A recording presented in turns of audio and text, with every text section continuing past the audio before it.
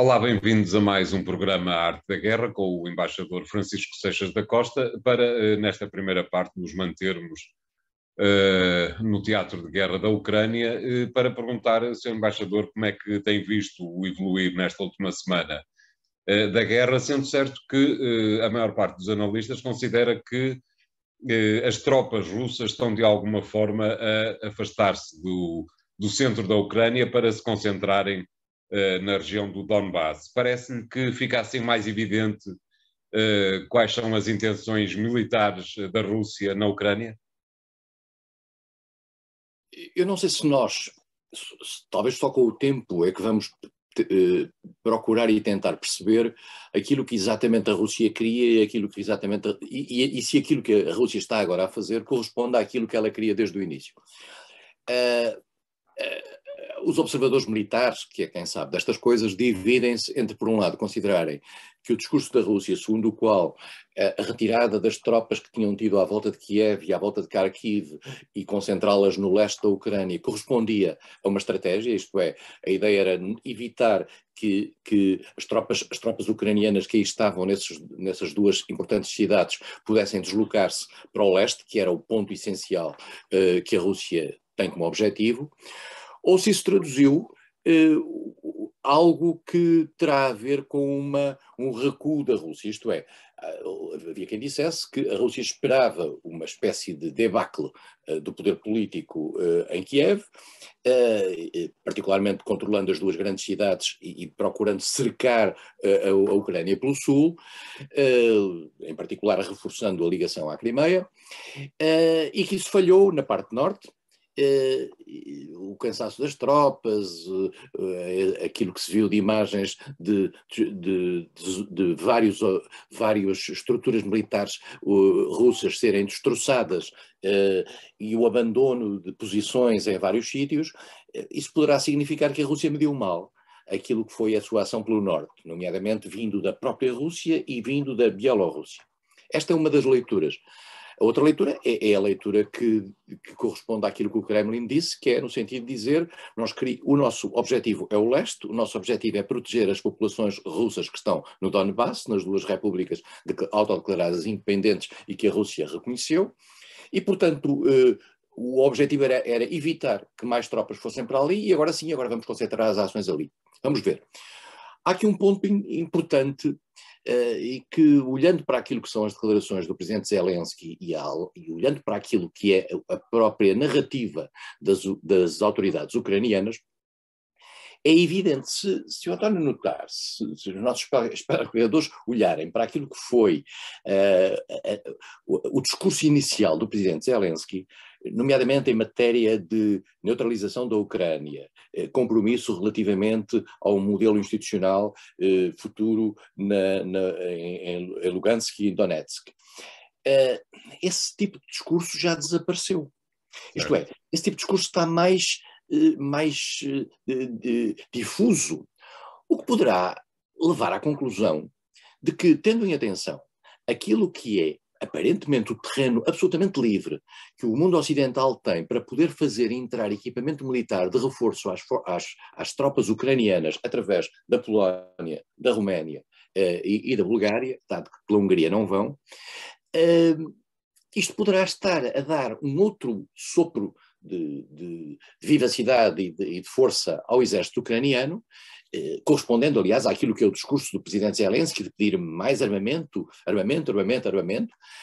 e isso poderá estar a equilibrar a guerra. E equilibrar a guerra pode significar o quê? Pode significar que vamos ter, em função desse rearmamento forte do exército ucraniano, um prolongar da guerra.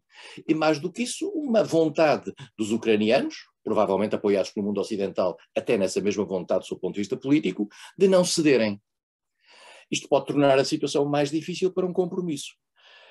A sensação que se tem é que a guerra está, neste momento, com condições para ser mais prolongada do que o que parecia aqui há 3 ou 4 semanas. Exato, claro. Mas também acontece que isto pode bloquear as negociações para uma possível paz. Bom, as negociações só terão lugar com resultados quando ambas as partes ouvirem que têm vantagens ou que não têm outra solução, se não fazê-los. A sensação que se tem, se reparar bem, nos últimos dias nós não temos visto muita conversa sobre negociações. As negociações já desapareceram, tivemos todos aqueles vários momentos. Eu acho que a lista sobre os requisitos nos quais à volta dos quais será possível fazer um acordo estão lá, sabe-se mais ou menos quais são, e tem a ver com a neutralidade, tem a ver com uma questão que eu nunca vi muito detalhada, mas que é uma questão que vem aí, que é o problema do que é que será a Ucrânia militarmente depois de um acordo. Isto é, haverá uma limitação para o exército ucraniano, ou não passa pela cabeça que, estando o Ocidente a investir tanto no rearmamento do exército ucraniano, que de repente todo esse material de guerra ou regressa ao Ocidente ou seja destruído. Portanto, dá a ideia que a Ucrânia vai continuar, mesmo depois de um eventual compromisso, a ter uma capacidade militar forte. Claro. Eu acho que há aqui também outros elementos que nós temos que ver, que é porque esta insistência em Mariupol, que é aparentemente um escândalo sob o ponto de vista da destruição de uma cidade. Porque Mariupol é a chave de ligação do Donbass à Crimeia. E a Crimeia é para os russos uma questão não discutível. E até hoje, em todas as declarações ucranianas, a Ucrânia nunca se comprometeu, em termos definitivos, já se comprometeu, houve uma tomada de posição de que a Ucrânia poderia encarar uma espécie de moratória relativamente ao estatuto verdadeiro da Crimeia. Mas a Rússia aí não mexe um milímetro. A Rússia quer que a Crimeia continue russa, como depois da invasão de 2014, e curiosamente, julgo que aqui já falámos nisso, o mundo ocidental tinha-se mais ou menos reconciliado com essa possibilidade da Crimeia ficar nas mãos da Rússia. Claro. A Crimeia passa a ser agora parte do pacote, de todo este pacote.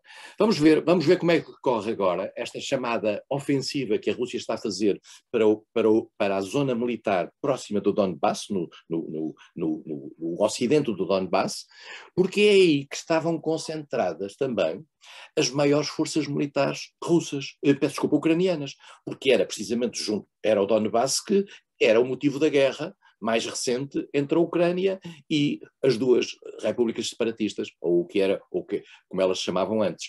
E, portanto, vamos ver o que é que vai acontecer nos próximos 15 dias em relação à guerra no Donbass. Essa vai ser a grande questão. Agora, já ficou claro que o exército ucraniano está a ser as Forças Armadas ucranianas estão a ser fornecidas fortemente de material de guerra vindo do Ocidente, aparentemente sem oposição.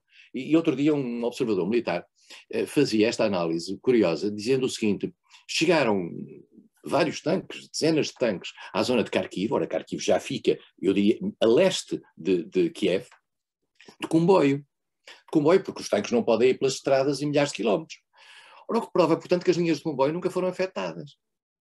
E, portanto, que a possibilidade de trazer material da fronteira polaca até Kharkiv, o que significa mais de metade da Polónia, creio eu, é algo que significa que a Ucrânia tem essa possibilidade. E, portanto, os russos não conseguiram destruir as capacidades de natureza logística ao ocidente da Ucrânia, o que dá um sopro de vitalidade ao exército e às forças armadas ucranianas. Há também uma outra questão que lhe coloco, que é a seguinte.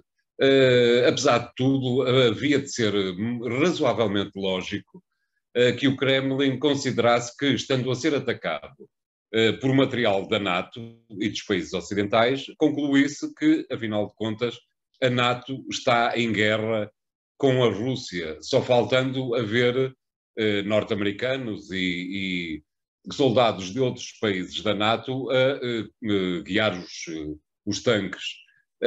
O facto disso não acontecer, quando, por mera lógica, podia acontecer, fará com que se possa provar que, de facto, o poder militar da Rússia é mais limitado que aquele que se estava à espera e que a Rússia não está minimamente interessada em entrar em guerra, de facto, com a NATO.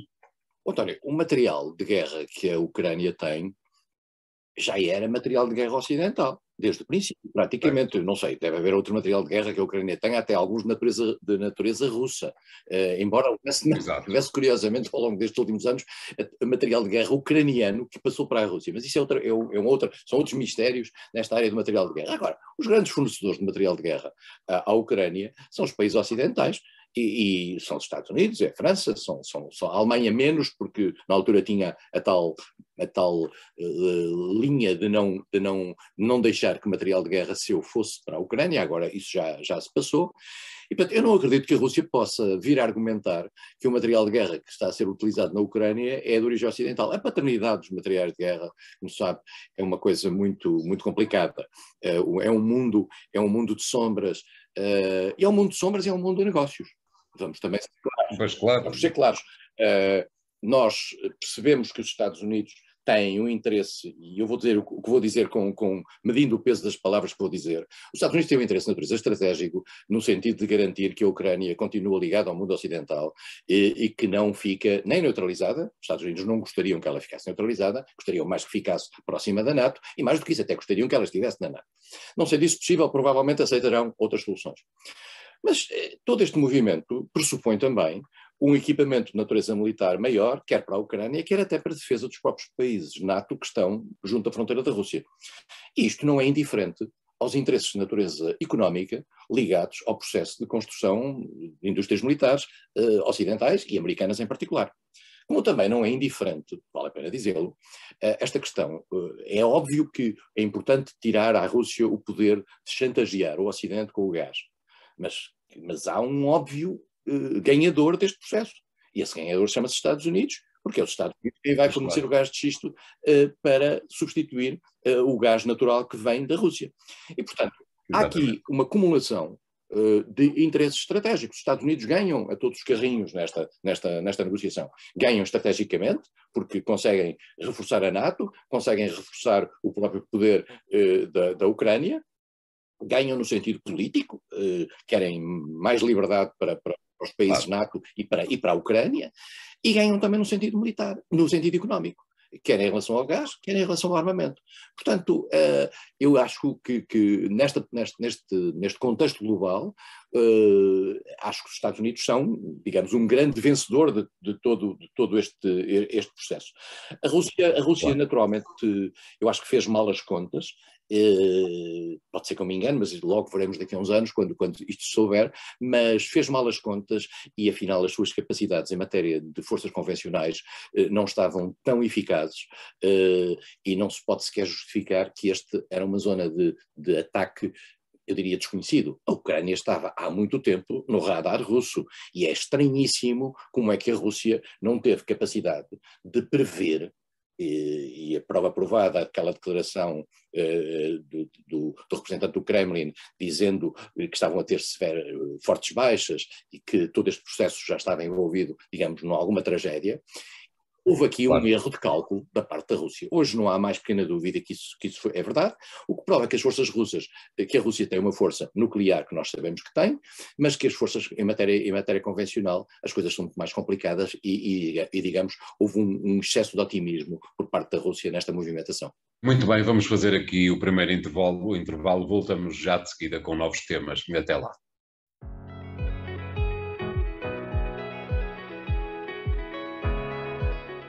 Bem-vindos à segunda parte de Arte da Guerra, desta vez para irmos até França, onde no passado fim de semana ficámos a conhecer quais são os dois candidatos à segunda volta. Não havia praticamente nenhuma dúvida sobre quais seriam os dois candidatos à segunda volta, havia pequenas dúvidas sobre qual deles partiria em primeiro lugar e qual deles partiria em último.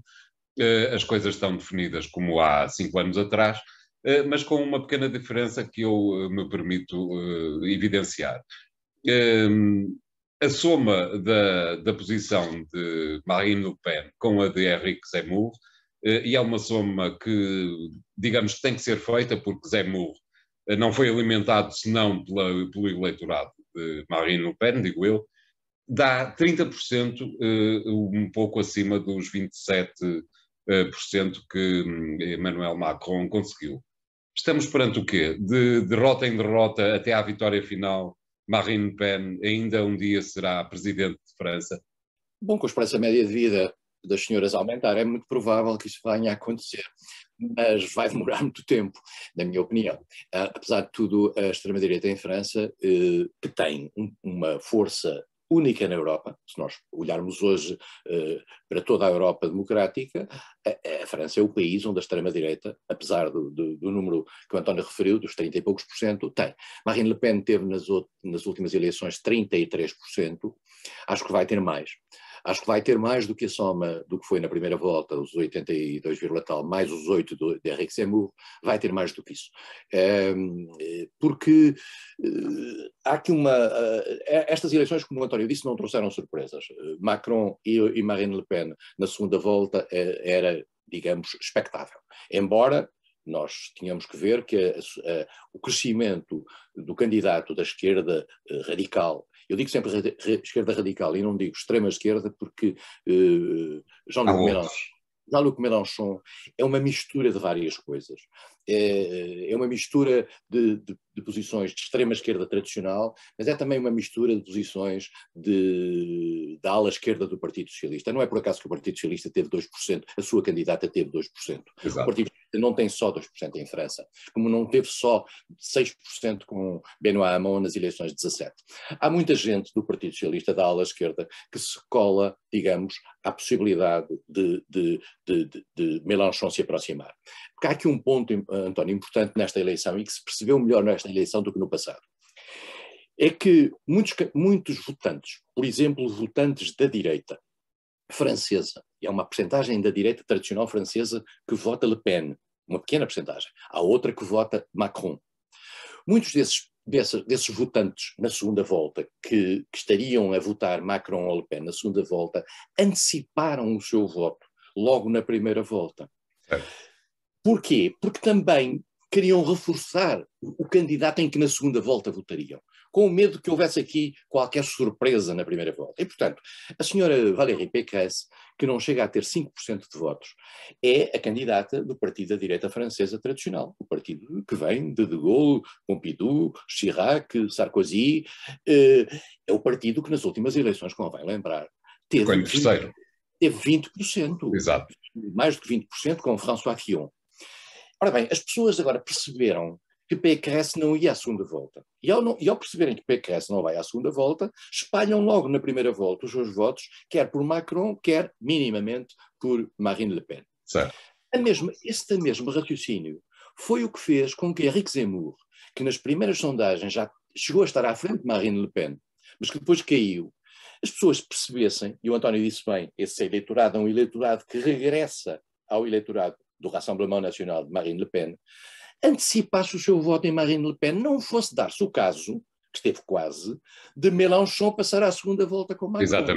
Exatamente. Portanto, os candidatos, os votantes no Partido Socialista votam Mélenchon, alguns votarão Macron, porque Macron também tem votos de uma social-democracia mais conservadora, se assim se pode dizer. Os candidatos de Zemmour votam Marine Le Pen, e os candidatos da direita tradicional distribuem-se por Macron e por Marine Le Pen. Portanto, estamos aqui e o PS desaparece praticamente nesta eleição. Mas nós não devemos confundir a árvore com a floresta. O PS não são só 2% em França, o partido de Sarkozy e de Chirac não são só 4% em França, ou 4,tal% em França. É bastante mais. As pessoas estão a antecipar o seu voto. Agora, o problema que se põe é o seguinte: para a segunda volta, Marine Le Pen, para ganhar, isto é, para ter 50,01%, segundo as minhas contas, precisaria de 26,88%, mais. Macron precisa de 22,17%. Eles têm que ir buscar isto a qualquer sítio. Podem ir buscar a um elemento que é difícil de contabilizar, que é a abstenção. A abstenção que se deu na primeira volta. Normalmente, na segunda volta, quando a dúvida se coloca, cria-se uma maior polarização, claro. e há uma tentativa de ir buscar os votos e uma dramatização. Depois vai haver, digamos, quer de um lado, quer do outro, um passa-culpas. E, portanto, Marine Le Pen vai dizer Marine Le Pen que teve, e julgo que falámos nisto já há dias, um discurso muito mais económico, social, próximo até de algum discurso de esquerda, esquecendo e podendo esquecer, porque estava escondido atrás de Éric Zemmour, a questão migratória, securitária, fronteiras, medo ao islamismo radical. Marine Le Pen vai tentar manter esse discurso, um discurso de proteção. Proteção aos trabalhadores, proteção do nível de vida, contra as subidas de preços em bens essenciais, um discurso, eu diria, quase social-democrata na sua expressão. Resta saber é se... O acrescento da diabolização da Europa e já não, talvez, do fantasma islâmico. Com um acrescento relativo, António, porque Marine Le Pen, que já teve um discurso muito mais anti-Europa, tem agora um discurso anti-Europa moderado. Isto é, ela diz, eu não quero esta Europa, eu quero uma Europa das nações. A Europa das nações é até um velho conceito que diz bem a alguma sociedade francesa do tempo de Gaulle. Exatamente. Dizer, uma ideia diferente da França. Mas Marine Le Pen tem um problema que vem aí, nos próximos 15 dias, que é as suas declarações sobre Putin. É claro que ela dirá sempre, mas eu falava de outro Putin noutra altura, não falava do Putin na invasão da Ucrânia, falava no Putin num tempo de um certo apaziguamento, mas ela tem declarações de verdadeiro compromisso, dizendo que o seu modelo era Putin e Trump. Mas não acha que esse impacto já se deveria ter feito sentir nesta primeira volta? Não, António, porque ela não era na primeira volta escolhe-se, na segunda volta afasta-se, em França. Certo. E, portanto, na primeira volta vota-se naqueles que são os nossos candidatos, sublinha-se as vantagens daqueles que são os nossos candidatos. Na segunda volta, afasta-se o candidato que não queremos. E é isso que vai funcionar. Agora, vai todo aquele património de coisas ditas, e que se calhar não devia ter dito, vai cair sobre Marine Le Pen. Resta saber que efeito é que depois isso tem na opinião pública, mas é preciso percebermos que há uma grande parte da opinião pública francesa, eu julgo que já disse isso na semana passada, que é profundamente contra a atitude russa na Ucrânia. Exatamente. Faz com que Marine Le Pen vá ter que pagar esse preço. Claro. Ela vai dizer seguramente que é contra a invasão russa, vai dizer que Putin traiu aquilo que era a imagem anterior de compromisso, etc. Bem, vai dizer isso tudo. Mas depois Macron tem um outro problema. Nós vamos ter um debate, um grande debate entre Macron e Marine Le Pen entre as duas eleições. Nas duas eleições, em 2017, Macron esmagou Marine Le Pen. Marine Le Pen mostrou-se extremamente impreparada nesse debate. Macron vai tentar explorar isso, vai tentar explorar a sua autoridade, o seu papel internacional de fácil movimentação, em representação da França, não vai ficar prejudicado pela circunstância de ter feito aquela navete sistemática com Putin, porque foi tão longe quanto possível no sentido de um compromisso, não conseguiu, afastou-se, aí Macron está protegido, mas Macron tem um problema, é que tem que justificar tudo o que se passou de mal ou que não se passou de bem nos últimos 5 anos. Claro. E, portanto, enquanto que em 2017 Macron era um candidato, desculpa pela expressão, virgem, isto é, que tinha acabado de chegar, um modelo novo, nem esquerda nem direita, aquela coisa de ambiguidade do discurso, agora não, agora tem 5 anos sobre os quais vai ter que responder. E isso é um peso complicado, porque as coisas estavam a correr bem até, digamos, durante algum tempo, mas Macron não conseguiu resolver alguns problemas. E um dos problemas que Macron não conseguiu resolver é aquele que Marine Le Pen procura sublinhar, que é a questão do custo de vida, a questão da capacidade de manter uma vida simpática. Já não tanto para operários, para zonas camponesas, para zonas mais pobres, que pudessem dizer mais pobres, mas para as pessoas de classe média. Aquilo que foram os Gilets jaunes é o que está nesta campanha. Aquilo que são pessoas que vão viver para 30 ou 40 ou 50 quilómetros de distância das grandes cidades e que depois todos os dias vêm de carro, porque não têm transportes públicos à altura, à medida, adequados, e que agora veem as coisas a subir, as pessoas não vão dizer a culpa é da guerra, a culpa é do preço do petróleo, paga aos árabes ou paga sei lá a quem. A culpa vai ser do governo. Quem paga normalmente o preço político do aumento do custo de vida são os governos. E Macron vai ter que justificar isso. E vai ter essa dificuldade que têm sempre os governos que estão lá há muito tempo, que é dizer, bem, agora vou fazer, agora a seguir vou fazer. Sim, mas porquê é que não o fez nos últimos 5 anos? Este debate vai ter muita graça. Dizendo no meio disto, eu acho que Macron vai acabar por ganhar estas eleições, vai acabar por ganhar, na minha opinião, com algum conforto. Não vai ser uma eleição tão renhida quanto isso. A eleição mais renhida, vale a pena lembrar, já agora para a história francesa, é a eleição de François Mitterrand, que François Mitterrand perdeu contra Valéry Giscard d'Estaing em 1974, no 25 de Abril, na altura do 25 de Abril. E julgo que foi no dia 21 de Abril. foi uma coisa de 49, tal para Mitterrand e de 50, qualquer coisa para Giscard. Foi uma vitória no limite. Não vai ser assim. Vai ser uma vitória não tão folgada como aquela que foi nas últimas eleições, em que Macron teve 66 e Marine Le Pen teve 34 ou assim, coisa. Mas não, vai ser uma coisa mais aproximada, mas apesar de tudo com alguma distância.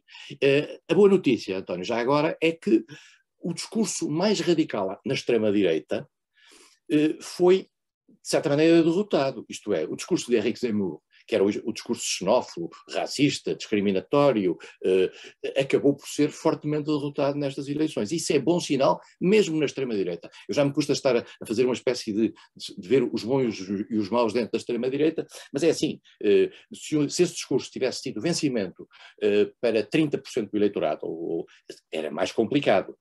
Sendo assim, Marine Le Pen, apesar de tudo, teve que disfarçar toda a sua agenda de extrema-direita para poder ter este resultado. Talvez Jean-Luc Mélenchon não agradeça tanto como o embaixador está a agradecer, uma vez que, por algumas décimas, e se Zemmour tivesse conseguido chamar algum eleitorado mais, Mélenchon estava nesta altura mesmo na segunda volta. Pois, Mélenchon teve o erro de não fazer o acordo com o Partido Comunista. O Partido Comunista, que teve 2, tal por cento, e que no passado Mélenchon fez o Front de Gauche com o Partido Comunista. E o Front de Gauche funcionava tudo junto, tudo o que fosse à esquerda do PS, exceto o Tu e Arnaud. Mas Mélenchon, desta vez, por uma razão qualquer, já não me recordo, não conseguiu fazer esse acordo e provavelmente, se tivesse tido o Partido Comunista, teria passado à segunda volta em lugar de Marine Le Pen. Vale a pena dizer que o delegado do Partido Comunista tem uma coisa muito simpática, eu vou dizer isto com toda a responsabilidade. Aqui há tempos fez uma declaração no sentido de dizer a verdadeira França é a França da gastronomia. É a França que gosta de um bom queijo, de um bom vinho, de um bom bife. Foi atacado por vários setores. Os do bom queijo, porque isso significava o CO2 das vacas, os do bom vinho, porque significava o alcoolismo e não sei o quê, os dos bons bifes, porque era também a história dos prados e não sei o que mais, e que era politicamente incorreto. E, portanto, o delegado do Partido Comunista, o representante do Partido Comunista, a Roussel, teve algo que eu acho que identifica um verdadeiro francês. Um bom bife, um bom queijo, um bom vinho. Acho que, apesar de tudo, esteve ao nível daquilo que um verdadeiro francês deve ficar. Foi 2% dos votos. Exatamente. Muito bem, vamos fazer aqui o segundo intervalo. Voltamos já de seguida com o terceiro tema de hoje. Até lá.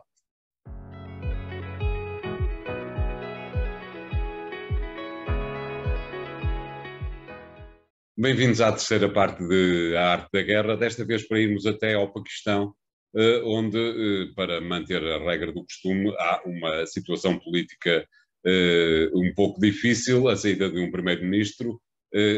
O país já tem um novo primeiro-ministro, mas os problemas continuam, com certeza, por resolver. Como é que tem observado o que ali se passa ao longo desta semana toda, Sr. Embaixador? O Paquistão é a força escondida por trás do problema do Afeganistão. Exatamente. E os Estados Unidos nunca deixaram de olhar para isso, isto é, os talibãs foram durante muito tempo alimentados, em particular pelos serviços secretos paquistaneses, que estão muito dependentes do exército, das forças armadas, e que têm um papel, eu diria, de tutela subterrânea relativamente à política paquistanesa. O Paquistão é um país que está independente desde 1947 e nenhum primeiro-ministro na história do Paquistão alguma vez chegou ao final do seu mandato. Exato. O que é manifestamente, para o Guinness Book of Records, qualquer coisa de interessante. Não fosse a Itália, com certeza estavam no primeiro lugar. Absolutamente. Imran Khan, que era uma figura muito famosa, eu diria mesmo quase do jet set do desporto internacional, é um jogador de cricket muito famoso, muito conhecido em Londres, nos meios sociais da vida londrina, foi a presidente desde 2008, com uma agenda anticorrupção, etc., mas aparentemente cometeu o erro agora de tentar colocar um seu personagem como chefe dos serviços secretos, dos tais serviços secretos que foram sempre a tutela dos talibã. Exato. E, ao que parece, foi afastado por uma coligação entre, por um lado, os serviços secretos e, por outro lado, segundo ele, uma influência dos Estados Unidos junto do país que terá dado força ao seu opositor. Ele procurou, naquela velha atitude antidemocrática que é tradicional dentro do Paquistão, resistir a isso, tentou dissolver o Parlamento, o Tribunal Constitucional não deixou dissolver o Parlamento e as Forças Armadas apoiaram a decisão do Tribunal Constitucional e o senhor afastou-se. Ele não fechou totalmente as portas à ponte com os serviços, com as Forças Armadas, porque tem a esperança, e isto no Paquistão, esta esperança tem alguma consistência, de poder retomar o poder. Resta saber aqui nisto como é que isto funciona verdadeiramente na relação com os Estados Unidos, que são um aliado do Paquistão, mas um aliado estranho, porque ao mesmo tempo nunca conseguiram influenciar muito o funcionamento do Paquistão na sua relação com o Afeganistão. Vamos ver, os Estados Unidos têm uma relação dual naquela área. Exatamente. Por um lado, têm maior compromisso com a Índia, prometeram agora à Índia maior apoio militar desde que a Índia não se aproximasse da Rússia, ou não mantivesse a sua relação com a Rússia e não aumentasse a sua importação de petróleo da Rússia. A Índia só importa 1% do seu petróleo da Rússia, mas a linguagem com a Índia é completamente diferente. Nós temos que perceber que a Índia é um elemento essencial do Quad, que é aquela estrutura que os Estados Unidos têm com o Japão, com a Austrália e com a Índia, e que no fundo significa tentar travar a China. E como os Estados Unidos sabem que a relação com a Índia e com a China é complicada, estão por aí. Portanto, há aqui neste tândem Paquistão-Índia, que é um tândem que nós sabemos que é conflitual entre si, são ambos dois países que têm a bomba atómica. Exatamente.